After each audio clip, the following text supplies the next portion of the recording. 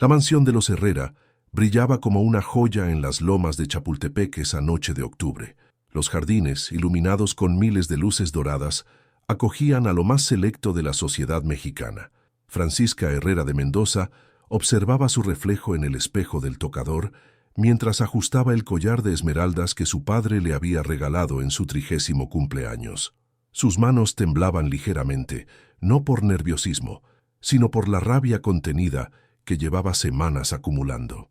Señora Francisca, el señor Antonio pregunta por usted, anunció Carmen, el ama de llaves que había trabajado para la familia Herrera durante 20 años. Francisca esbozó una sonrisa amarga. Antonio Mendoza, su esposo durante 5 años, el hombre que había construido su imperio inmobiliario, gracias a las conexiones de su suegro, don Roberto Herrera, CEO de Grupo Herrera Internacional. El mismo Antonio que creía que ella no sabía sobre sus encuentros con Valeria Santibáñez en el penthouse de Polanco. «Dile que bajo en 5 minutos», respondió Francisca, aplicando el último toque de su labial rojo sangre. El salón principal de la mansión resonaba con conversaciones en voz baja, el tintineo de copas de cristal y la música del cuarteto de cuerdas. Francisca descendió por la escalera de mármol, su vestido negro de Valentino, marcando cada paso con elegancia calculada. Los invitados giraban sus cabezas a su paso, empresarios, políticos, socialités, todos reunidos para celebrar el 20º aniversario de Grupo Herrera Internacional. Antonio la esperaba al pie de la escalera, impecable en su smoking italiano, su cabello negro peinado hacia atrás, esa sonrisa de tiburón que alguna vez la había cautivado. A su lado, como una sombra venenosa, estaba Valeria Santibáñez, enfundada en un vestido dorado que dejaba poco a la imaginación, del brazo de su anciano esposo, el senador Santibáñez. «Mi amor, qué hermosa te ves», dijo Antonio, tomando su mano para besarla. Francisca notó el leve aroma del perfume de Valeria en su solapa. «Antonio», respondió ella con frialdad calculada, retirando su mano. «Valeria, qué sorpresa verte aquí. No sabía que mi padre había ampliado tanto la lista de invitados». Valeria palideció ligeramente bajo su maquillaje perfecto. «Tu padre y mi esposo tienen negocios pendientes», respondió con voz tensa. Don Roberto Herrera apareció en ese momento, imponente a sus 62 años, el cabello plateado peinado hacia atrás, los ojos oscuros que habían intimidado a cientos de adversarios en salas de juntas. «Francisca, hija, ven, los Yamamoto acaban de llegar de Tokio».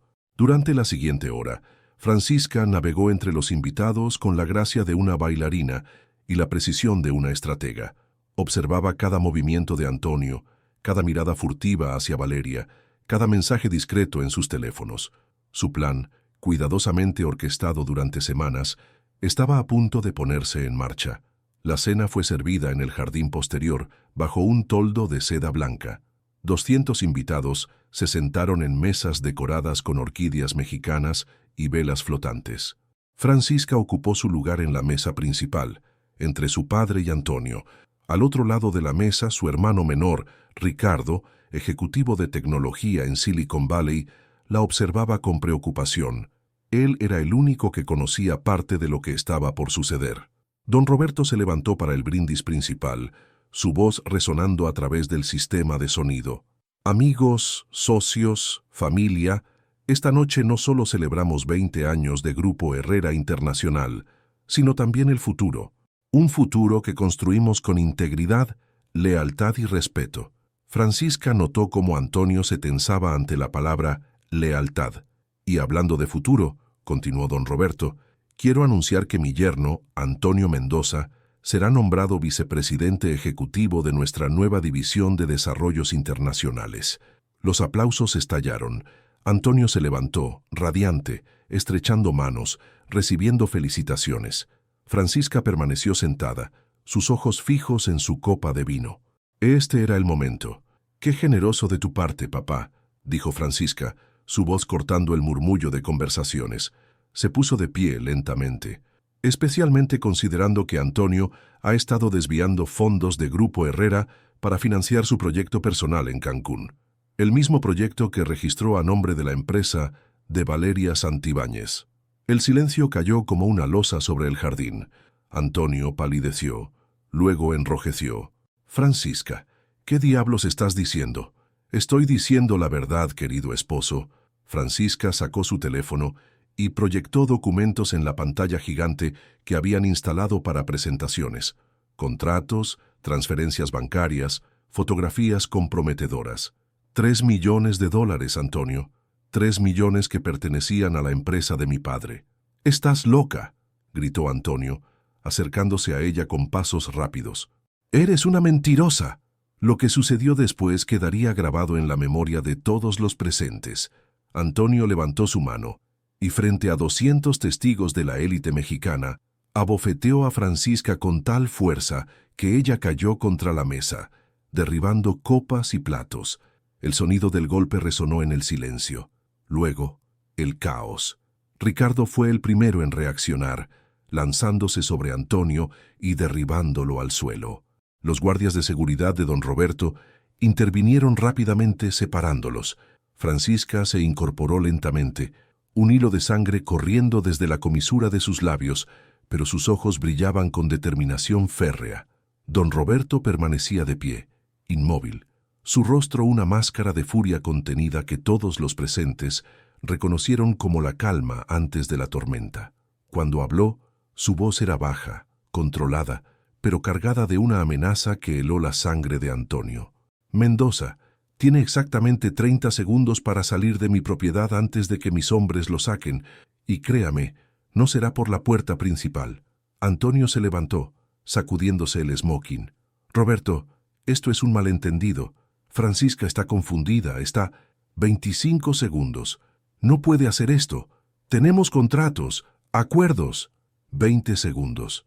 Valeria Santibáñez intentó acercarse a Antonio, pero su esposo, el senador, la sujetó del brazo con firmeza. El viejo político sabía reconocer cuando un barco se estaba hundiendo. Antonio miró alrededor, buscando apoyo, pero encontró solo rostros que se apartaban, conversaciones que se reanudaban en voz baja, una sociedad que ya lo había excomulgado. Con un último vistazo venenoso hacia Francisca, salió del jardín, seguido por 2 guardias de seguridad.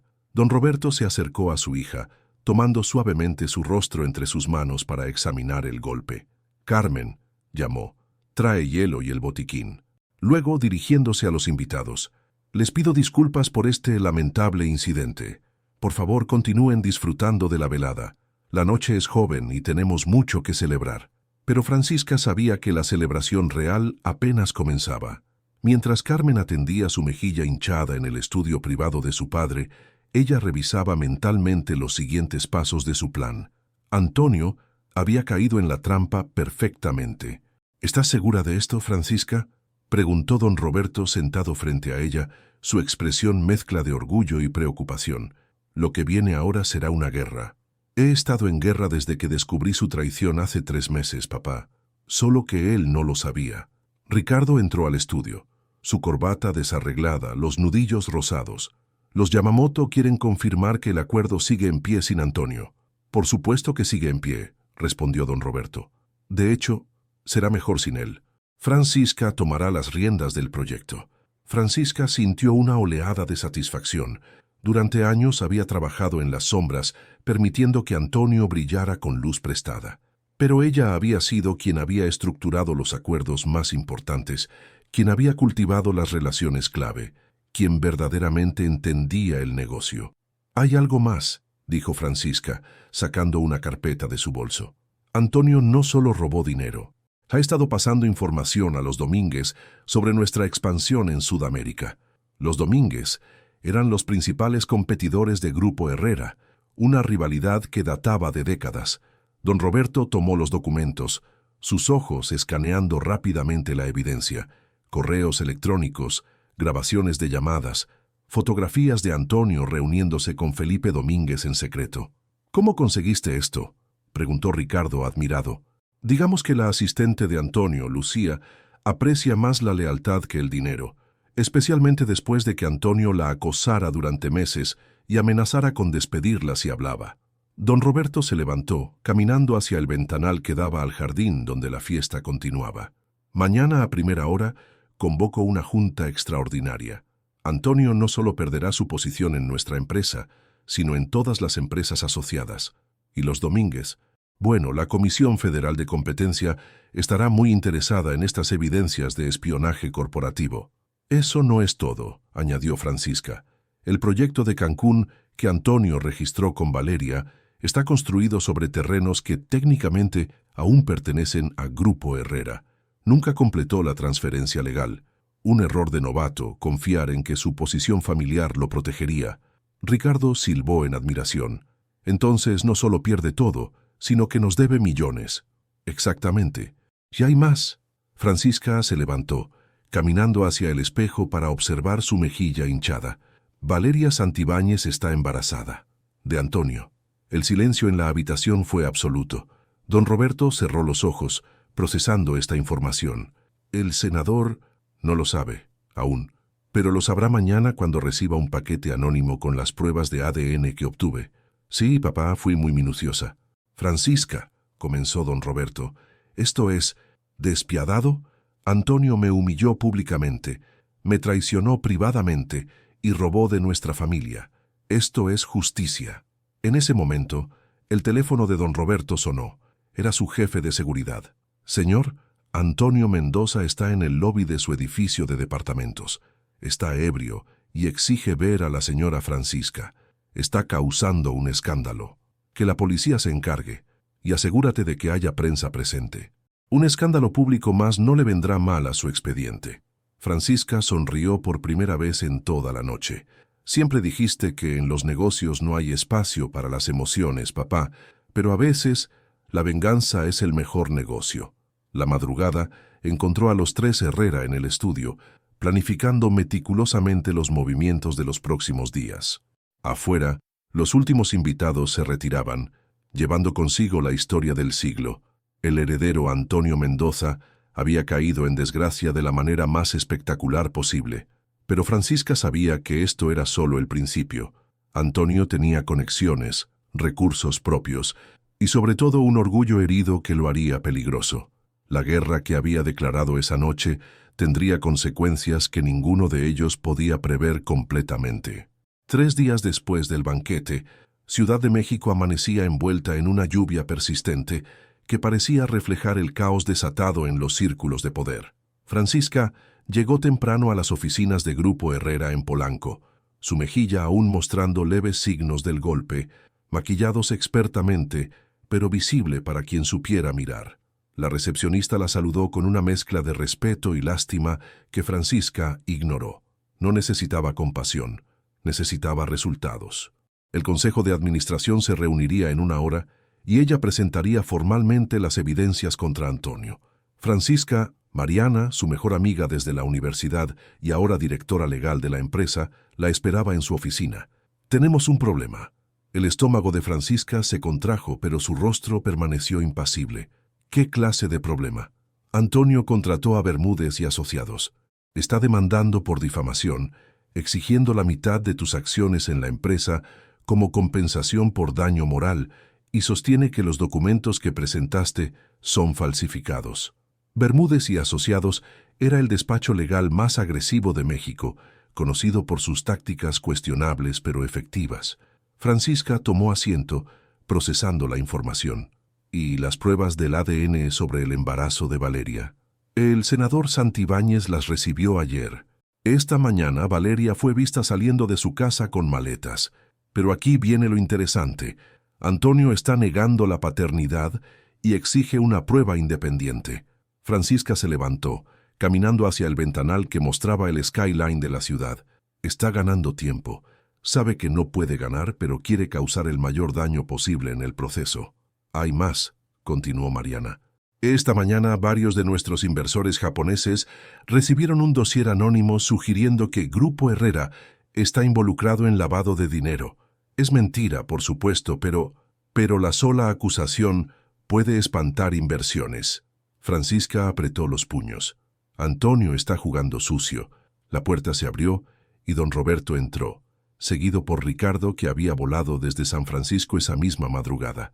La expresión de su padre era sombría. Acabo de hablar con el gobernador.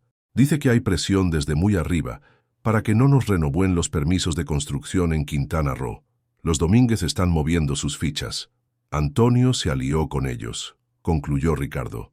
El muy bastardo está usando todo lo que sabe de nosotros en nuestra contra. Francisca se giró hacia ellos, sus ojos brillando con determinación. Si quiere guerra sucia, la tendrá.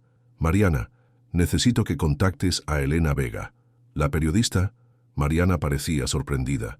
Pero ella es la más implacable investigadora de corrupción en México, y resulta que le debo un favor desde que le di la exclusiva sobre el escándalo del subsecretario hace 2 años.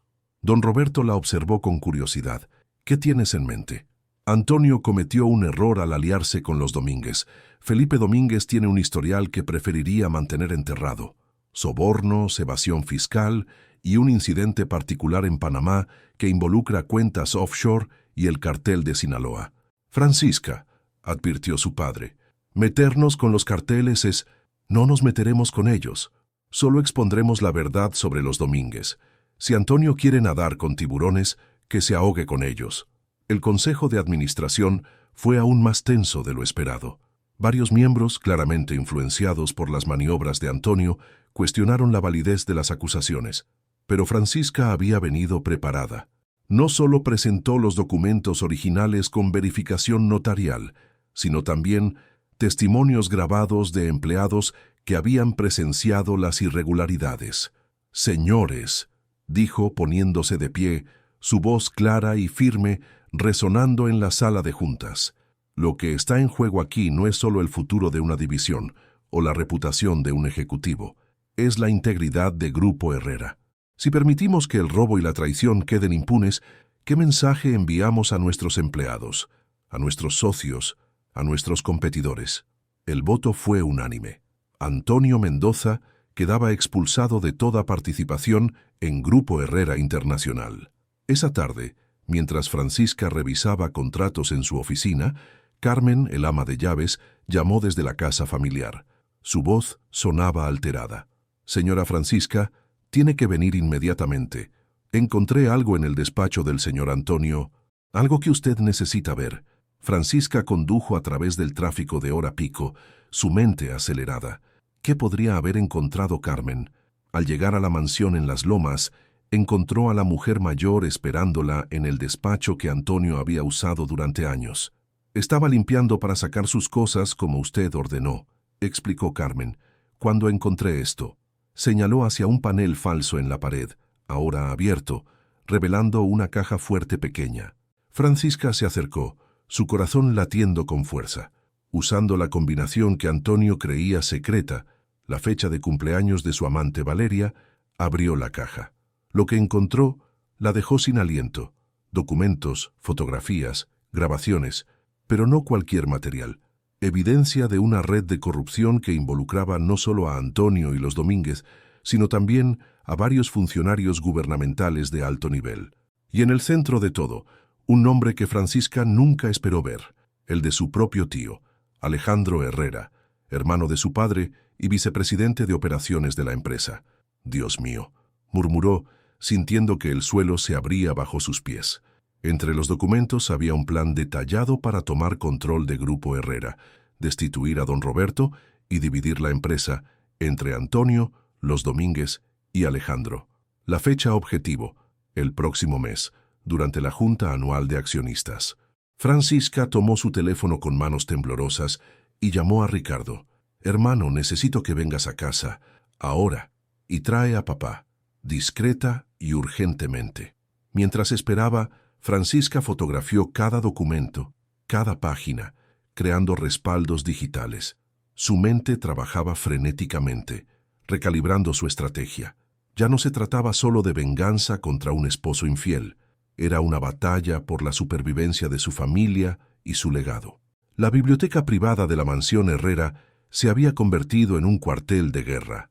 Don Roberto, después de revisar las evidencias, se había sumido en un silencio que sus hijos conocían bien, la calma antes de desatar toda su furia. Ricardo había establecido un perímetro de seguridad digital, asegurándose de que ninguna comunicación fuera interceptada. Francisca coordinaba con Mariana los aspectos legales de lo que estaba por venir. «Alejandro», murmuró finalmente don Roberto, el nombre de su hermano sonando como veneno en sus labios. 30 años construyendo juntos este imperio, y él se detuvo, apretando el puño sobre el escritorio de caoba. «Papá», intervino Francisca suavemente, «el dolor puede esperar. Ahora necesitamos actuar. La junta de accionistas es en 2 semanas». «¿Qué propones?», preguntó don Roberto, reconociendo en su hija la misma mente estratégica que lo había llevado a él a la cima. «Les daremos exactamente lo que esperan, pero no como lo planearon». Francisca desplegó un diagrama en la pantalla. «Alejandro cree que Antonio sigue siendo su aliado. No sabe que lo hemos expuesto. Usaremos eso». Ricardo asintió, comprendiendo. «Antonio está desesperado. Si le ofrecemos una salida, la tomará, incluso si significa traicionar a Alejandro». «Exactamente. Pero primero», Francisca se volvió hacia Mariana, «necesitamos neutralizar la amenaza legal. ¿Qué opciones tenemos?». Mariana, que había estado revisando precedentes legales durante horas, levantó la vista. «Con las evidencias de corrupción que encontramos, podemos no solo defendernos, sino contraatacar, pero necesitamos que Antonio testifique». «Déjamelo a mí», dijo Francisca con una sonrisa que no llegó a sus ojos. Esa noche, Francisca se reunió con Antonio en un restaurante discreto en San Ángel. Él llegó demacrado, ojeras profundas marcando su rostro, el traje arrugado. El hombre que una vez había irradiado confianza arrogante, ahora parecía una sombra de sí mismo. «¿Por qué querías verme?», preguntó con suspicacia, sentándose frente a ella. Francisca deslizó una carpeta sobre la mesa. «Porque a pesar de todo, Antonio, no quiero verte en prisión. Y eso es exactamente donde terminarás si continúas con este juego». Antonio abrió la carpeta. Su rostro palideció al ver copias de los documentos que lo incriminaban no solo en fraude corporativo, sino en soborno a funcionarios públicos, un delito que en México podía significar décadas en prisión. «Esto es la verdad, y tengo mucho más. Pero estoy dispuesta a hacer un trato». «¿Qué clase de trato?». «Testificas contra Alejandro y los Domínguez. A cambio, retiro los cargos penales. Mantienes tu libertad, aunque pierdas todo lo demás». Antonio la miró con amargura. «¿Me estás pidiendo que traicione? Te estoy ofreciendo más misericordia de la que tú me mostraste», lo interrumpió Francisca. «Tienes 24 horas para decidir». Se levantó para irse, pero Antonio la detuvo. «Francisca, yo lo siento. Por el golpe, por todo. Valeria, ella». «No», Francisca lo cortó firmemente. «No insultes mi inteligencia culpando a tu amante. Tomaste tus decisiones, Antonio. Ahora vive con las consecuencias». A la mañana siguiente, Elena Vega publicó el primer artículo de lo que sería una serie devastadora sobre la red de corrupción de los Domínguez. Las revelaciones sacudieron el mundo empresarial mexicano. Felipe Domínguez se encontró bajo investigación federal antes del mediodía. Alejandro Herrera, sin saber que su conspiración había sido descubierta, llegó a la oficina como cualquier otro día. Don Roberto lo esperaba en la sala de juntas, solo. «Hermano», saludó Alejandro con su usual falsa cordialidad. «¿Para qué querías verme?». Don Roberto deslizó sobre la mesa una sola fotografía. Alejandro reunido secretamente con Felipe Domínguez y Antonio, tomada desde los documentos encontrados en la caja fuerte. El rostro de Alejandro perdió todo color. «Roberto, ¿puedo explicar?». «No hay nada que explicar. Tienes 2 opciones. Renuncias hoy, vendes tus acciones al precio que yo determine y desapareces de mi vista para siempre». «Esto», señaló la fotografía, «llega a la fiscalía esta tarde». «Eres mi hermano», susurró Alejandro. «No», respondió don Roberto con frialdad glacial. «Mi hermano murió el día que decidió traicionarme. Tienes 1 hora para decidir». Alejandro eligió el exilio sobre la prisión. La junta de accionistas se celebró en un ambiente de expectación. Los rumores sobre los escándalos habían llegado a todos los rincones del mundo corporativo mexicano. Cuando Francisca subió al podio como nueva vicepresidenta ejecutiva de Desarrollo Internacional, el auditorio estalló en aplausos. «Damas y caballeros», comenzó, su voz clara y segura, «Grupo Herrera Internacional ha sobrevivido a tormentas antes y sobrevivirá a esta. Pero no solo sobreviviremos, emergeremos más fuertes, más transparentes, más comprometidos con nuestros valores fundacionales». Presentó un plan de reestructuración que no solo salvaguardaba los intereses de los inversionistas, sino que expandía las operaciones hacia mercados que Antonio y Alejandro habían bloqueado por sus propios intereses corruptos. Los Yamamoto, impresionados por su manejo de la crisis, duplicaron su inversión. Otros siguieron su ejemplo. 2 meses después, Francisca firmaba los papeles de divorcio en su nueva oficina con vista al Ángel de la Independencia. Antonio había aceptado todos los términos. No recibiría nada del matrimonio, y su testimonio había sido crucial para desmantelar la red de corrupción. ¿Te arrepientes de algo?, preguntó Ricardo, que había venido a acompañarla en ese momento. Francisca contempló la ciudad a través del ventanal, el sol de la tarde tiñendo los edificios de dorado. Me arrepiento de haber perdido 5 años de mi vida con alguien que no me valoraba, pero no me arrepiento de cómo terminó. ¿Y Valeria? Dio a luz la semana pasada. El senador se divorció de ella, pero le dejó una pensión generosa por los años de matrimonio. Antonio reconoció la paternidad, aunque dudo que vaya a ser un padre presente. ¿Y nosotros?, preguntó Ricardo. ¿La familia? Somos más fuertes que nunca. Papá confía en nosotros para llevar la empresa al futuro. Tú con la división tecnológica desde Silicon Valley, yo con la expansión internacional desde aquí. Mariana entró a la oficina con champaña. Es hora de celebrar. No solo el divorcio, sino también esto. Entregó a Francisca una revista. La portada de Forbes México la mostraba con el titular: Francisca Herrera, la ejecutiva que transformó una traición personal en un triunfo corporativo. Francisca sonrió, pero fue una sonrisa sobria, madura. No es un triunfo, Mariana, es justicia. Y a veces la justicia tiene un precio alto para todos los involucrados. Esa noche, en la cena familiar en la mansión de las Lomas, don Roberto levantó su copa hacia su hija. Por Francisca, que me enseñó que a veces el alumno supera al maestro. Y por la familia, respondió Francisca, que cuando está unida es invencible. Afuera, la Ciudad de México brillaba con millones de luces, indiferente a los dramas de poder que se desarrollaban en sus torres de cristal. Pero en la mansión Herrera, una familia había aprendido que la verdadera fortaleza no venía del dinero o el poder, sino de la lealtad inquebrantable entre ellos. Antonio Mendoza, desde su nuevo y modesto departamento en la Colonia del Valle, observaba las luces de la ciudad que alguna vez creyó suya. Había perdido todo: esposa, fortuna, reputación, respeto. La codicia lo había cegado y el precio había sido devastador. Valeria, por su parte, criaba sola a su hijo en Cuernavaca, lejos del escándalo, sobreviviendo con la pensión de su exmarido y la ocasional transferencia de Antonio. El brillo dorado de su antigua vida se había desvanecido, dejando solo el sabor amargo del arrepentimiento.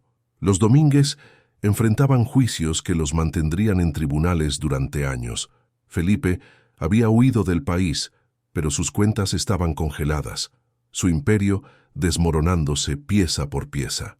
Y Alejandro Herrera vivía en un exilio dorado en Madrid, con suficiente dinero para vivir cómodamente, pero con el peso de saber que había perdido no solo una fortuna, sino una familia. La justicia, reflexionó Francisca mientras observaba a su padre y hermano conversar animadamente, no siempre llegaba a través de los tribunales. A veces llegaba a través de las consecuencias naturales de las propias acciones, del karma corporativo que tarde o temprano cobraba sus deudas. 6 meses después del escándalo, Grupo Herrera Internacional reportó las ganancias más altas de su historia. Francisca había cerrado acuerdos en Colombia, Chile y Brasil, expandiendo el imperio familiar más allá de lo que Antonio jamás había imaginado posible. En su nueva oficina, mientras revisaba los contratos para la construcción del complejo turístico más ambicioso de Latinoamérica en Cartagena, Francisca recibió una llamada inesperada. «Señora Herrera», la voz de su asistente sonaba intrigada. «Hay una mujer que insiste en verla. Dice llamarse Lucía Morales, la antigua asistente del señor Mendoza». Francisca sintió curiosidad. «Hazla pasar». Lucía entró, visiblemente embarazada, su rostro mostrando una mezcla de determinación y vulnerabilidad. «Señora Francisca, gracias por recibirme». «Lucía, por favor, siéntate. ¿Qué puedo hacer por ti?». La joven respiró profundo. «Vengo a agradecerle. Después de que todo saliera a la luz, de que usted expusiera lo que Antonio me había hecho, Recibí ofertas de trabajo de varias empresas, pero más importante, recuperé mi dignidad. Te lo ganaste tú misma al ser valiente y hablar. Hay algo más, Lucía dudó. El bebé es de mi esposo. Nos casamos hace 3 meses. Él trabaja en recursos humanos en una empresa tecnológica, pero quería que usted supiera que le pondré Francisca si es niña, por la mujer que me enseñó que la justicia es posible. Francisca sintió lágrimas amenazando con escapar, pero las contuvo. Me honras, Lucía, y si necesitas cualquier cosa, una recomendación, apoyo legal, lo que sea, aquí estoy. Después de que Lucía se fuera, Francisca contempló el atardecer sobre Polanco. Su teléfono sonó con un mensaje de su padre. Cena familiar esta noche. Tu madre estaría orgullosa. Su madre había muerto cuando Francisca tenía 15 años, pero su memoria seguía siendo la brújula moral de la familia. Don Roberto había construido el imperio, pero doña Carmen Elizondo de Herrera había construido los valores que lo sostenían. Esa noche en la cena familiar, mientras Carmen servía el mole que había sido la receta favorita de su madre, Francisca observó a su familia reunida. Su padre, más en paz consigo mismo después de purgar la traición de su hermano, Ricardo, que había encontrado el equilibrio entre Silicon Valley y México, incluso algunos primos que se habían mantenido leales durante la tormenta. Tengo un anuncio, dijo Francisca cuando sirvieron el postre. He decidido crear la Fundación Carmen Elizondo. En honor a mamá, se enfocará en apoyar a mujeres en situaciones de abuso laboral y doméstico. Don Roberto se levantó y abrazó a su hija. Tu madre estaría más que orgullosa. Estaría feliz de ver en la mujer que te has convertido. Ricardo añadió, cuenten con el apoyo tecnológico. Podemos crear una plataforma segura para denuncias anónimas. Mientras la familia discutía los detalles de la fundación, Francisca se permitió un momento de reflexión. El golpe de Antonio en aquel banquete había sido el catalizador de su transformación. De ser la esposa traicionada, había emergido como líder empresarial, protectora de su familia, y ahora defensora de quienes no podían defenderse solos. Un año después del escándalo, en el aniversario del banquete que lo cambió todo, Francisca inauguró la Fundación Carmen Elizondo con un evento en el mismo jardín donde Antonio la había golpeado. La ironía no pasó desapercibida para nadie. Elena Vega, la periodista que había expuesto la red de corrupción, se acercó a ella durante el evento. Francisca, ¿alguna vez has pensado en escribir un libro sobre todo esto? No, respondió Francisca con una sonrisa. Algunas historias son más poderosas cuando se viven que cuando se cuentan. Además, no he terminado de escribir mi historia todavía. ¿Y Antonio? ¿Has sabido algo de él?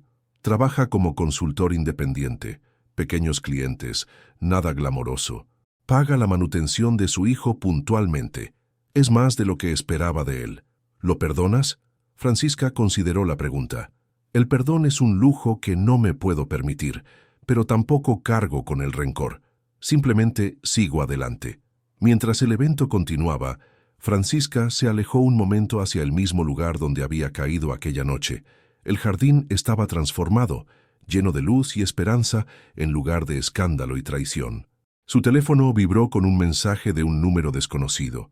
Lo abrió y encontró solo 2 palabras. Perdóname. Francisca miró el mensaje por un momento, luego lo borró sin responder. Algunos puentes, una vez quemados, no merecían ser reconstruidos. Don Roberto se acercó a ella. ¿Todo bien, hija? Todo perfecto, papá. Juntos observaron el éxito del evento. Los invitados que ahora la respetaban, no por ser la esposa de Antonio Mendoza, sino por ser Francisca Herrera, la mujer que había convertido la adversidad en victoria. En las semanas siguientes, la fundación recibió cientos de solicitudes de ayuda. Francisca supervisaba personalmente los casos más delicados, asegurándose de que ninguna mujer sufriera en silencio lo que Lucía y tantas otras habían padecido. Una tarde lluviosa, mientras revisaba expedientes en su oficina, Mariana entró con noticias sorprendentes. No vas a creer esto. Valeria Santibáñez quiere reunirse contigo. Francisca levantó la vista, intrigada. ¿Valeria? ¿Para qué? Dice que tiene información sobre una nueva conspiración contra Grupo Herrera. Al parecer, los restos del Imperio Domínguez se están reorganizando. Francisca consideró sus opciones. Valeria había sido su enemiga, pero el mundo corporativo mexicano era complejo, y los enemigos de ayer podían ser los informantes de hoy. Programa la reunión en territorio neutral. 3 días después, en un café discreto en Coyoacán, Francisca se encontró cara a cara con la mujer que había sido amante de su esposo. Valeria había cambiado. El maquillaje excesivo y la ropa provocativa habían dado paso a un estilo más sobrio, más maduro. «Gracias por venir», comenzó Valeria, sus manos temblando ligeramente alrededor de su taza de café. «Habla. Los Domínguez no están acabados. Felipe tiene un hijo, Mauricio, educado en Europa.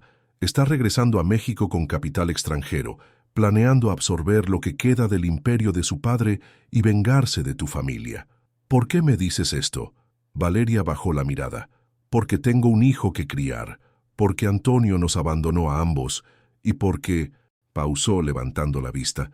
«Porque admiro lo que has hecho. Transformaste tu dolor en poder. Yo solo lo transformé en más dolor». Francisca estudió a la mujer frente a ella. «¿Qué quieres a cambio?» «Trabajo.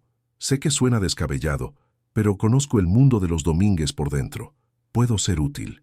¿Esperas que confíe en ti después de todo?» «No espero confianza. Espero una oportunidad de redención. Por mi hijo».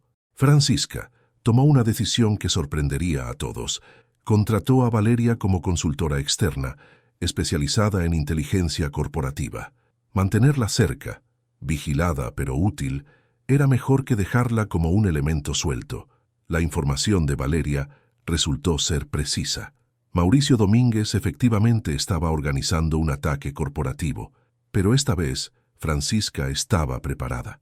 Con la inteligencia proporcionada por su antigua enemiga, desmanteló la operación antes de que comenzara. El enfrentamiento final ocurrió en la Bolsa Mexicana de Valores.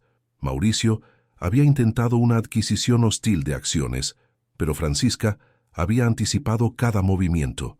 Cuando sonó la campana de cierre, Grupo Herrera no solo había resistido el ataque, sino que había absorbido 3 de las empresas satélite de los Domínguez. «Jaque mate», murmuró Ricardo, observando las pantallas que mostraban la derrota total de Mauricio. Don Roberto, presente en la sala de operaciones, puso su mano sobre el hombro de su hija. «Has superado al maestro definitivamente». Esa noche, mientras la ciudad celebraba otro día de comercio, Francisca recibió una última visita inesperada. Antonio estaba en el lobby de su edificio, solicitando 5 minutos de su tiempo. Contra su mejor juicio, aceptó verlo en la terraza del edificio, con guardias de seguridad cerca. Antonio había envejecido años en meses. El hombre arrogante había sido reemplazado por alguien que había aprobado el fracaso y la humillación. «Solo quería decirte», comenzó su voz quebrada, «que tenías razón en todo, y que el hombre que te golpeó aquella noche, ese hombre era un monstruo que creía que el poder lo hacía intocable. Y ahora soy solo un hombre tratando de ser un padre decente para un hijo que crecerá sabiendo que su padre fue un cobarde y un ladrón». Francisca lo miró largamente. «Antonio, el pasado no se puede cambiar, pero el futuro de ese niño, eso sí está en tus manos. No lo desperdicies». Se dio vuelta para irse, pero Antonio habló una vez más. «Francisca, ¿crees que algún día podré redimirme?» Ella se detuvo sin volverse. «La redención no es algo que yo pueda darte, Antonio. Es algo que debes ganarte cada día, con cada decisión correcta que tomes de ahora en adelante». Mientras descendía sola en el elevador, Francisca sintió un peso que no sabía que cargaba finalmente levantarse de sus hombros. No era perdón, pero era liberación.